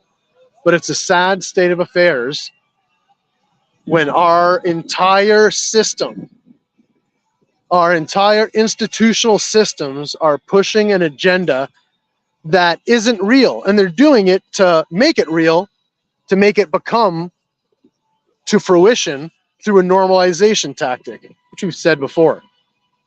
I'm just going to walk around here while we wait for some speeches, potentially. And if anybody has any comments or would like me to discuss a certain topic or elaborate on something, that's what I do best, elaborating and going on in great detail.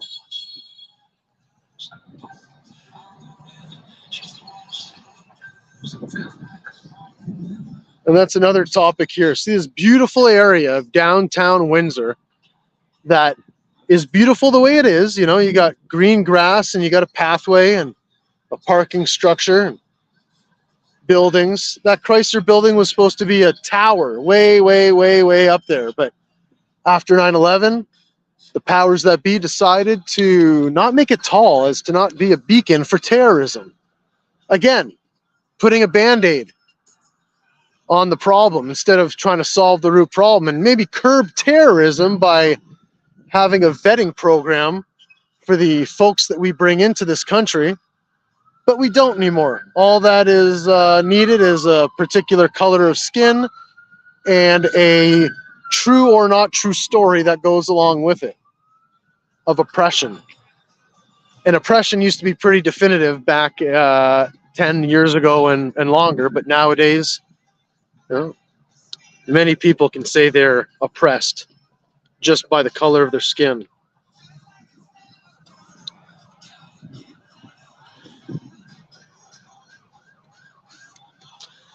Yeah, Beth, good point again. So, on many occasions at protests or rallies, I should say, at the school board, the media, the local media, has disparaged our groups that are going with love to protest on behalf of parents to not have this SOGI, sexualization, sexual orientation, gender identity curriculum within the schools, and they activate the people that are locally and some not locally of the Rainbow Coalition. And I'm sorry if you're offended by the way I'm wording it, but to sum it up, I'm trying to sum it up, that's how I'm going to put it.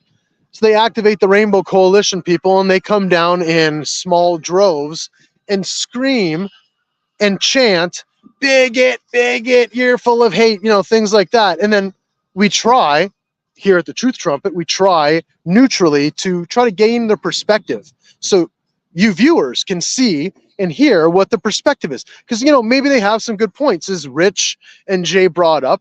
You know, bullying, there's lots of mental issues that kids and adults, but children especially, go through that they could really use a loving, caring person to guide them in a proper way. But the issue is when we go and talk to any of these groups of people or individuals, none of them will talk. And if they do talk, they just repeat the same chant. You're a bigot. Love is love. Don't hate. And you say our rationale of how, you know, we don't hate, we just want to protect the innocence of children.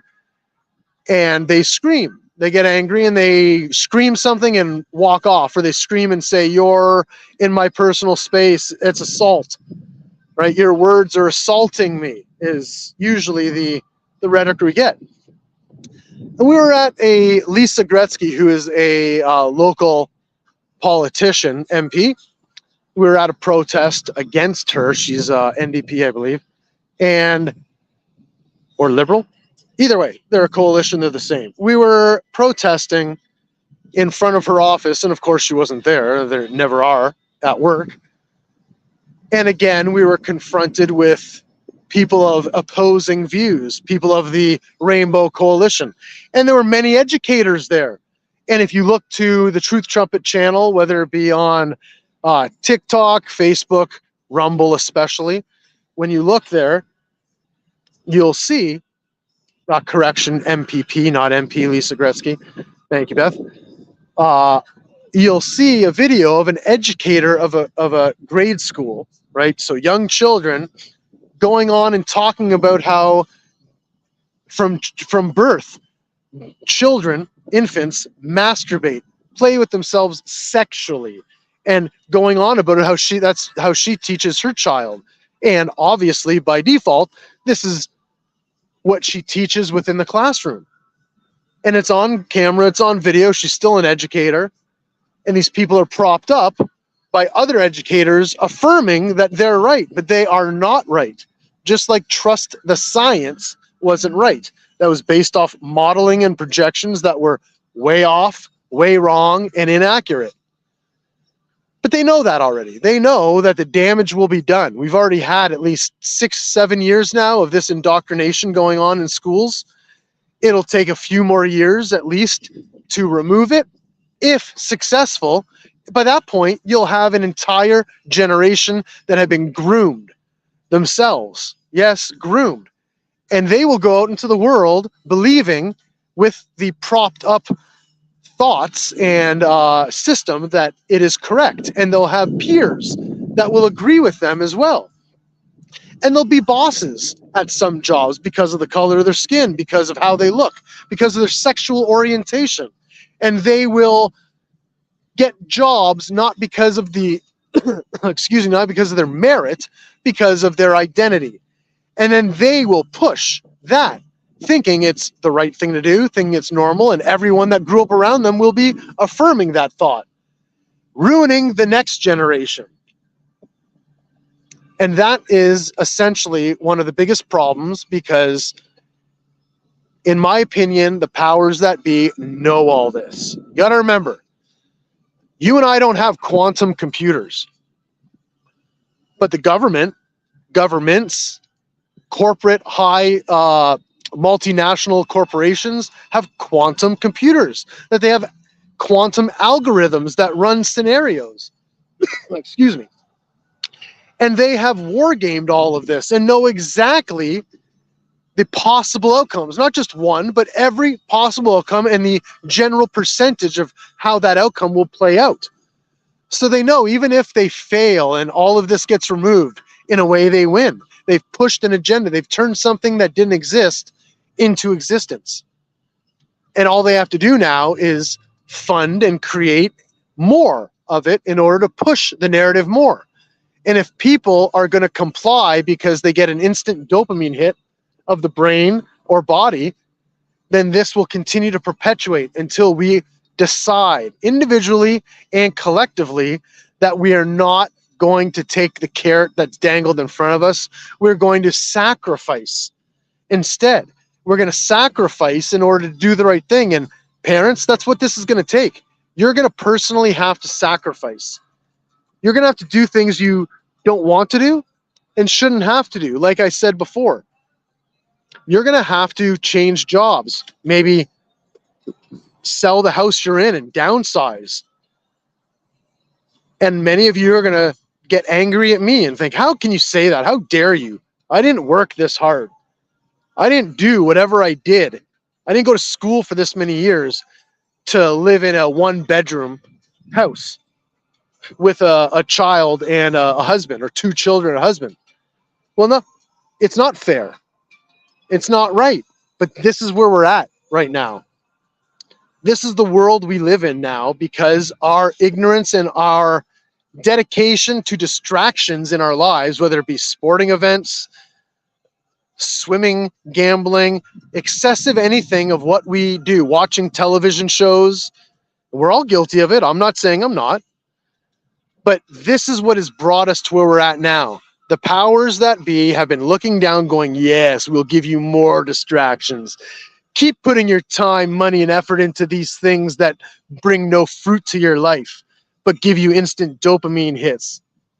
And while you're doing that, we're going to sleight of hand you and distract you with this and implement policy over here while telling you the policy is good and moral.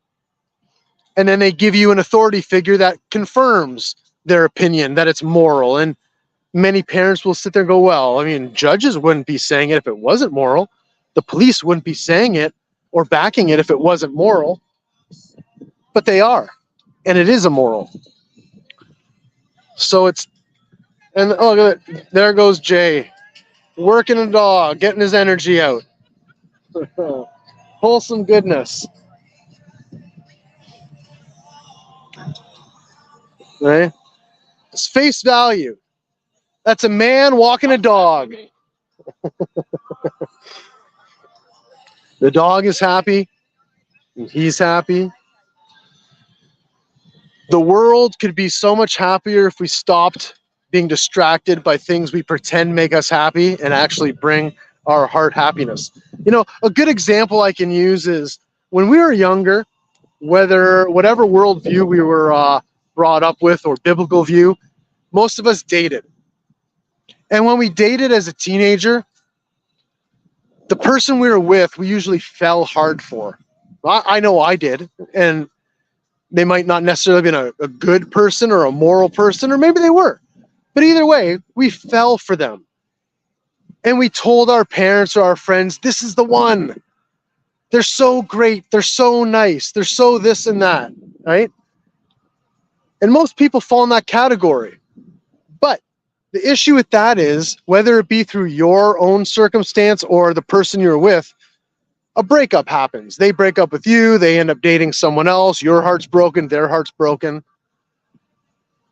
And then you date someone else and a whole new world opens up. You didn't realize, you thought you were as happy as you could possibly be with that first person. But then you found a different happiness that you didn't know existed. Well, to me, it's the same thing when it comes to these instant dopamine hits that our entire life we've been trained to yelp at like a seal waiting for a fish. We think that watching the Super Bowl is the height of happiness if you're a football fan. You think that pulling the slot machine and getting 3 cherries in a row is what truly brings you happiness, because you can get a payoff and then you can buy a boat, and that's what's going to bring you happiness. But that's not going to be sustainable. It's not eternal happiness for sure, and it's definitely not long-term happiness. And I think if each of us turn the TV off or turn the distraction off and think about what I'm saying for a second, you'll recognize that it is the truth. We are all distracted with meaningless things that don't actually bring fruit into our lives. It just occupies our mind and time and allows for in-the-moment dopamine hits. But when we lay our head down at night, it doesn't matter how much fantasy football you play. It doesn't matter how many stats you know of a player. What does that do for you and your life? How does it bring joy to your family? And you might say, well, I bring my family to the game, and boy, do they like it. We have a hot dog and cotton candy and ice cream. Great, instant dopamine hit. And I'm not saying going to a game here and there is bad. But like a previous post I put, you're worshiping something. If you're spending hours and hours and hours a week with distractions instead of tangible things like friends, family, loved ones, learning, growing as an individual, planting seeds, harvesting, doing all the things that we were created to steward on this earth, not sit on a couch. And I was guilty for many, many years of that, sitting on a couch and watching shows. I could name and describe almost any show, even ones I didn't care about, because why not watch it? I had the time. But boy, was I wrong. And it's okay to admit when you're wrong. The best part about doing that is you have the power to affect change and find where true happiness lies. And that's what I would like every person and every parent to do. Follow your path, but be honest with yourself. Understand, if you have a child, that this is their future. It's not just a rainbow. It's not just pretty colors. That is the foot in the door for the indoctrination of the mind, and to warp the innocent mind of a child into a curious mind of an adult that doesn't have the capability of being an adult yet. They don't have the neurological growth or pathways yet to be able to decipher between this information. All they're trying to do is find a place that they can fit in and not feel discouraged and disparaged. And a loving parent, without any of this alphabet soup indoctrination stuff, can find the love in their heart to raise their child in a meaningful way without ruining their childhood and innocence. It's as simple as that in my mind, but to some people, it obviously is not that simple. It's not that easy because we don't want to give up our distractions. But the time is over, in my opinion, for us to stay distracted. We need to pull up our bootstraps and fight for our children, or soon enough, the state will normalize their control over your child. I can promise you it'll never be my child or children. I've already said that on camera. I'll never relinquish my children to the state. I will always unconditionally love my children no matter what. But under that parameter, I will guide them in what's right and wrong, in what is wholesome and deprived, and what is expected of them in life and eternal life, if that's a choice they want to make. And it'll be their choice, but it's my choice and my right to guide them that way. And it's your right as a parent as well, with your children. And until you pick up that mantle and take back control and put the effort forth with your children in the public school, they will continue to push that agenda. So again, why don't I go over some of these books here. So you can see, this book is gay. I'm not a girl. A book about pronouns. What are your words? Well, here we go. Look, like I can learn this, what I call bull. He, him. Look, ze, maybe I'm pronouncing it wrong. Is it ze with a ze or ze? Zer. They, them. They, them in my day, and you know, always will be a multitude or a multiple people. They are doing something over there, meaning more than one. Z, zer. What's the difference between this and this? You know what? I don't care. She, her. That's simple. AM. It's ridiculousness. And you know, this is funded. This is all funded. This didn't exist. Holy crap, there's more. This didn't exist 10, 20, 30 years ago or ever in the history of man, besides Sodom and Gomorrah. And again, we know what happened to that place. Oh, yeah. Jacob's new dress. Mommy, why does Jacob get a dress and I don't? He seems happy. Planting seeds in children's mind. Preschool. Preschool. Get them before they're even in school. Jack, not Jackie. Born ready. I was born this way. Are people born murderers besides sociopath and psychopaths? No. No, you're not born that way. And I'll unequivocally say that. You are not born gay. You are not born anything other than the way God created you. The environment you're around has changed you, if that's the opinion you have. Simply Calvin, age 6+. Oh, the older kids. So we have a pamphlet here. And I don't continue to do it. Because my son. Very nice. I said to my sister, I don't know what verse, what one of Paul's epistles. So loved the world, yes. For God so loved the world. And it's true. Are you a good person? And I bet the answer is yes. You don't need to change yourself to be that way.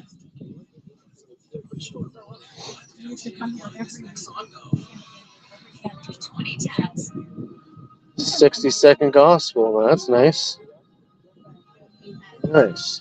So I'm going to try to get some paperwork and pamphlets before I head out here. But let's see. As you can see, oh, wow, it's that time now already. 3 o'clock. So I hope parents see this, spread this around, guys.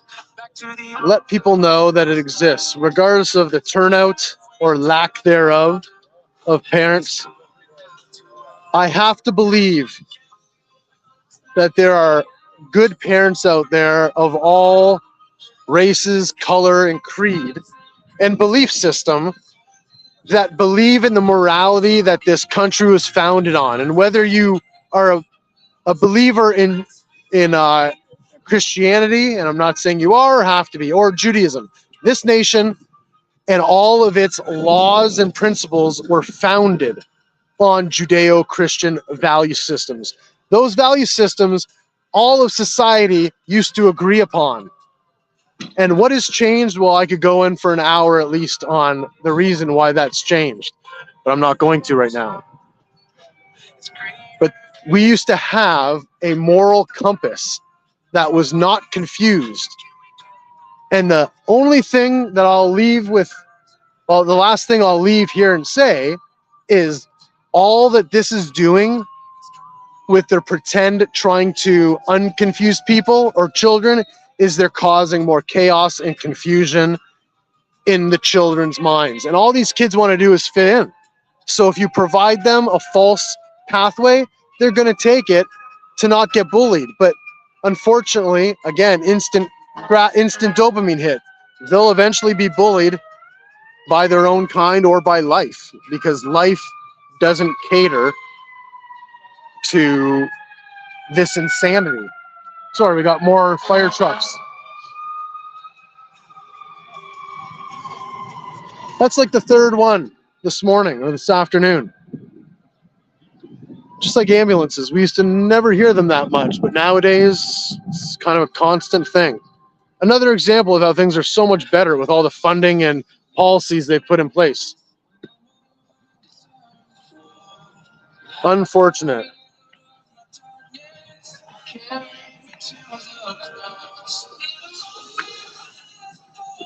All right. Well, this concludes today's episode of the Truth Trumpet. We'll hope to get back to you guys soon. We will get back to you soon. We'll have another hard-hitting interview next week that we'll be presenting. Please tune in. I believe it'll be up Wednesday evening. So tune in, and we'll always do our best to be the arbiters of truth here as we care about one another, our society, our fellow citizens, and ultimately, most of all, for us, our Lord and Savior God. Bless all of you, and I hope you have a great day, great week. Please always remember, whoever you are, wherever you come from, whatever you do, you are loved.